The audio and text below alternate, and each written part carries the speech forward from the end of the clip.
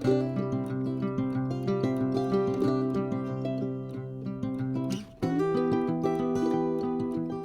and welcome to The Bottom Line. I'm Pastor Paul Steele from Bethlehem Church in Austin, Minnesota. The Bottom Line is our weekly summary of the previous Sunday's sermon.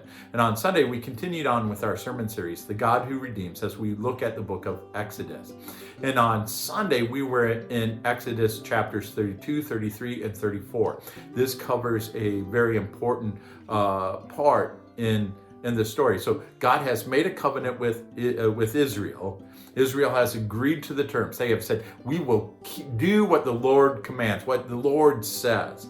Moses goes up on Mount Sinai to receive more instructions, specifically on how to build the tabernacle, the temple, the portable temple where God can dwell with his people. And in this time, Israel becomes afraid, they become certain, they're filled with doubt, and they say to Aaron, hey, build us gods, create for us idols that we can worship.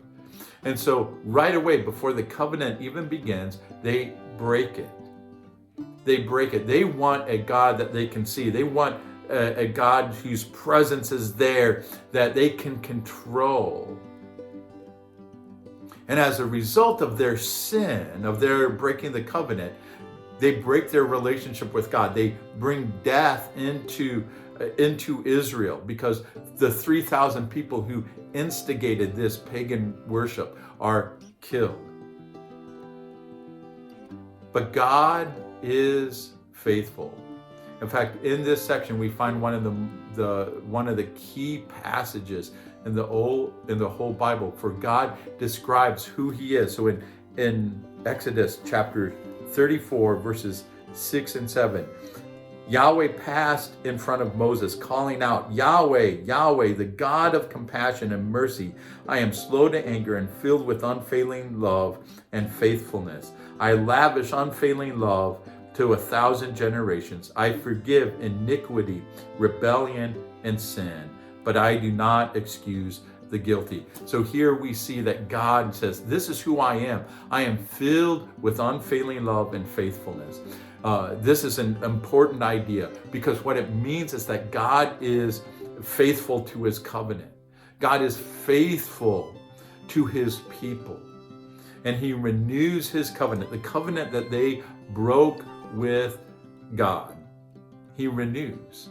He says, I will be responsible. So even without Israel repenting, even without Israel really returning back to God, God says, this is who I am.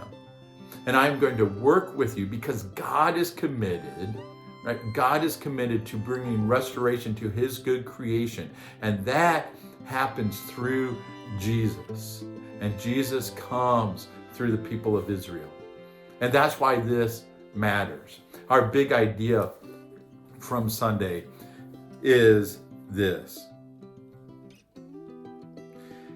Even when we break covenant with God, his faithful love makes restoration possible. Even when we break covenant with God, his faithful love makes restoration possible. And that's true for us today. So in 1 John chapter 1, verses 8 through 9, John reminds us that if we sin, that we need to confess our sin, because God is faithful and just. This is coming right out of Exodus. God is faithful and just, and he will forgive us of our sin.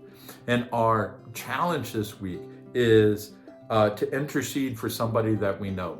One of the parts of this passage that we really didn't have a whole lot of time to dwell on is the fact that Moses intercedes for the people. God says, I'm going to wipe them out and I'm going to restart with you. But Moses intercedes. He prays. He pleads with God. No, forgive your people.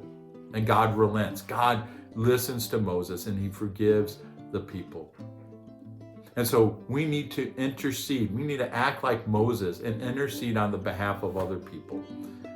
So thank you for watching Bethlehem. I hope that you will join us on Sunday morning, either here on YouTube or on Facebook, or better yet, in person here in Austin, Minnesota, next to Ellis Middle School at 10:30. Have a wonderful rest of the week, and God bless.